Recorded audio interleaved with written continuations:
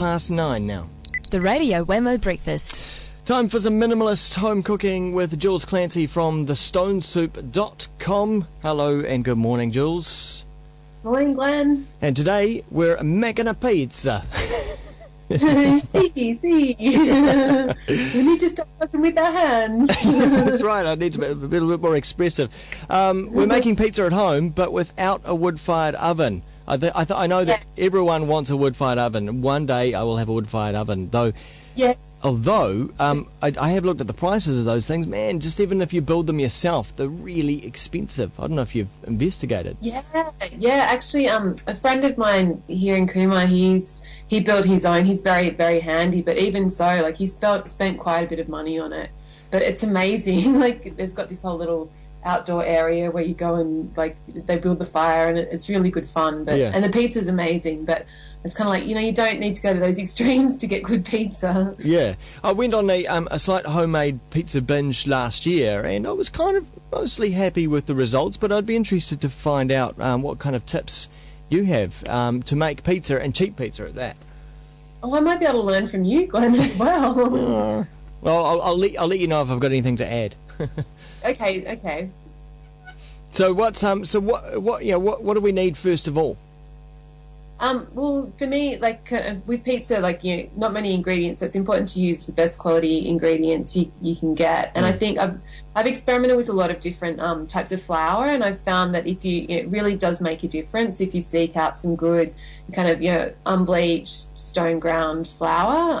It gives much more flavour and better texture than just your kind of regular supermarket bread flour. Oh, so this is what this divides people already, doesn't it? About whether or not you should make your own base or buy a pre-made base. Oh yeah, sorry, I didn't even consider buying a pre-made base.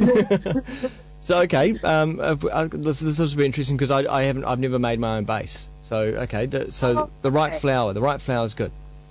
Yeah, right flour is good, and that's all you need. Like you need some yeast, obviously, and some salt, but and that's kind of all you need for your to make your base, and it doesn't take very long, and it gives you so much more control over the texture and the quality of your pizza. So highly recommend kind of taking the next step, Glenn. Yeah, okay. And what about the actual process? I mean, you say it doesn't take very long. Do you need to treat the dough right? Yeah, absolutely. So usually what I do is I get the pizza stone, pop it in the oven and to heat up, and then I start making my dough. So kind of weigh out the flour and the salt and the yeast, and then kind of use a spoon to stir it into a dough. And then when it's kind of all comes together, it's still quite sticky. And then I turn it out onto a surface to knead it. And rather than trying to explain it here, like if you're interested, there's I put a little video on the blog post. But yeah, I've actually I'm usually pretty lazy when it comes to kneading, and I used to kind of just kind of give it a little token knead and then put it in a bowl and leave it. And then a couple of weeks ago I was making pizza, and I kind of got the dough, kneaded it, and then I realized that I'd left the yeast out, so I was like, I couldn't be bothered making a whole new one, so I thought I'll just put the yeast in and poke it in and kind of knead it through. Yeah. And of course, that took forever. So I actually ended up kneading it for about 10 minutes. And that pizza was the best pizza that we'd had in ages. Like the texture was a lot lighter and fluffier, and kind of it just turned, and it kind of crusted up a lot better as well. Nice. So since then I've kind of been a bit more disciplined with my kneading, and it really makes a difference. And it's kind of it's quite therapeutic to do it. Like you kind of get into a bit of a rhythm, kind of get a bit of meditation happening. It's good. Like, and who knows? It's kind of like painting, I suppose. You can dream up all kinds of ideas while you're doing that. Yeah, absolutely. And you can see when you start seeing faces in the dough, but that's when it's time to. Indeed. And now you just mentioned the pizza stone, so it's worthwhile investing in a pizza stone.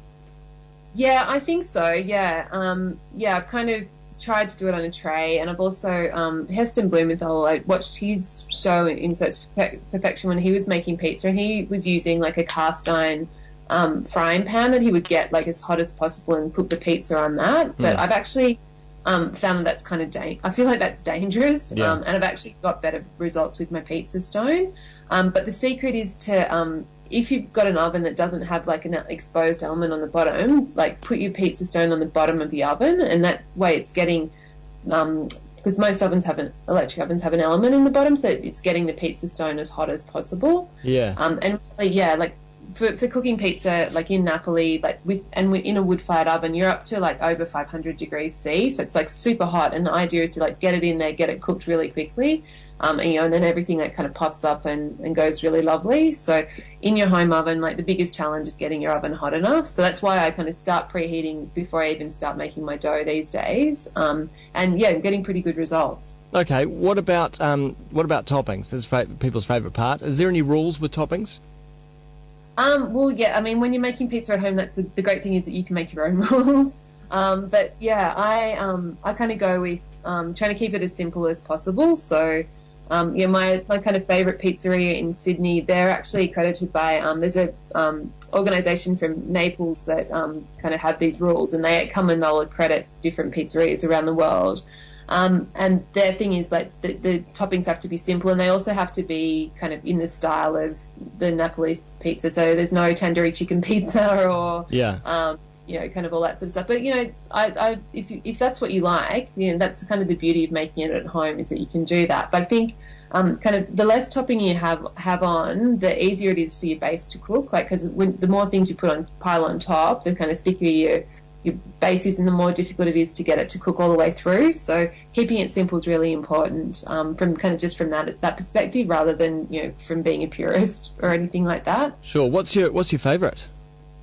Kind of got two favourites at the moment. The salamino, which is like a salami and ricotta pizza, which is it's like super simple. It's got a little bit of mozzarella on it as well, and you get the kind of like the cheese is really creamy and luscious kind of thing, and then you get like some spicy salami with it. So that's good. And then of course, like my boyfriend's Irish, so we always have to have potato pizza, and that's great because it's really super cheap, and you usually have a potato floating around the house. So if you're like stuck for dinner, it's kind of a really easy meal.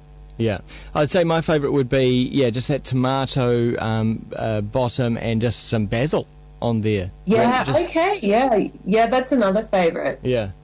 Ultra simple. But I'm a sucker for anchovies. Got to have anchovies in there somewhere as well. Yeah. I love anchovies too, but that can be other people in the house don't. So it's always like, but we have anchovy wars over here. True. Well, there's all those tips are up on the stonesoup.com, and there's some recipes, particular toppings, and also that video that Jules just mentioned as well. That's the easiest way to kind of have a look, and you can see how to do it. Yeah. But it's not as scary as you think. It's not. And once you get into it, you will end up probably going on a wee bit of a pizza binge. Yes. Until you're over it for a while, because it's so easy, it's so quick and so simple, especially if you're busy and had a long day. Whipping up a pizza, no problem at all.